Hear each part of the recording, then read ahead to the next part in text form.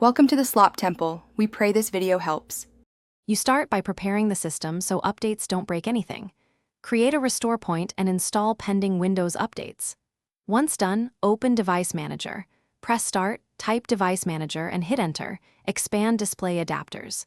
You should see the Nvidia entry, right-click, choose Properties, and note the current driver version and date. This step tells you what to replace and helps if you must roll back. Make sure you're using an administrator account before proceeding. Now you'll get the correct package. Open GeForce Experience or the Nvidia driver download page and enter your GPU model and Windows 11 64-bit. Once you download the full package, right-click the installer and run as administrator to avoid permission errors. During setup, choose Custom Install and enable Clean Install to remove old driver remnants. This reduces conflicts. Wait through extraction and installation. The screen may flicker. When the installer finishes, reboot immediately to finalize driver integration. Finish by verifying the update. Open Device Manager and Nvidia Control Panel to confirm the new driver version and test with a quick game or GPU benchmark.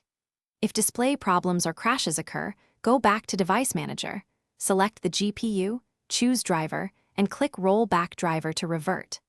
If rollback fails, boot into safe mode and run Display Driver Uninstaller to fully remove drivers, then reinstall a known stable release. This sequence fixes most driver-related issues and restores system stability. Thanks for watching. Consider subscribing if we helped you.